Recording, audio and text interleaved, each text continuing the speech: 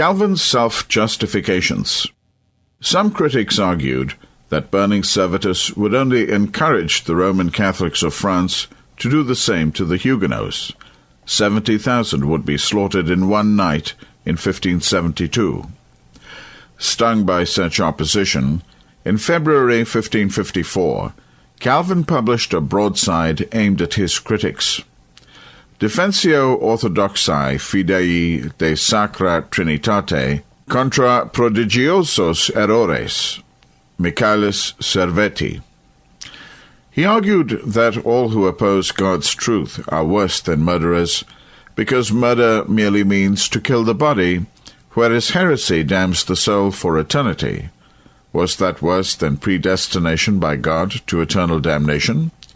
And that God had explicitly instructed Christians to kill heretics, and even to smite with the sword any city that abandoned the true faith.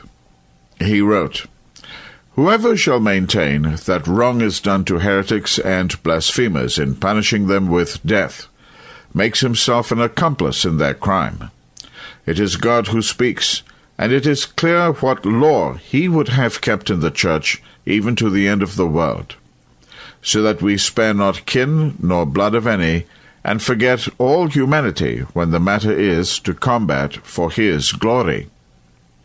Historian R. Tudor Jones declares that this tract which Calvin wrote in defense of the burning of Michael Servetus is Calvin at his most chilling, as frightening in its way as Luther's tract against the rebellious peasants.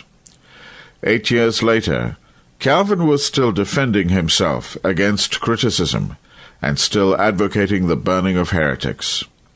In a 1561 letter to the Marquis de Poet, High Chamberlain to the King of Navarre, Calvin advises sternly, "Do not fail to rid the country of those zealous scoundrels who stir up the people to revolt against us.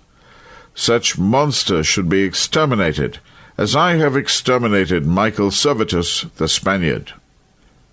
A year later, just 2 years before his own death, Calvin again justifies Servetus's death, while at the same time acknowledging that he was responsible. "And what crime was it of mine, if our council at my exhortation took vengeance upon his execrable blasphemies?" Calvinists today still persist in offering one excuse after another to exonerate their hero. Nevertheless, even such a staunch Calvinist as William Cunningham writes, "There can be no doubt that Calvin beforehand, at the time and after the event, explicitly approved and defended the putting of him, Servetus, to death, and assumed the responsibility of the transaction."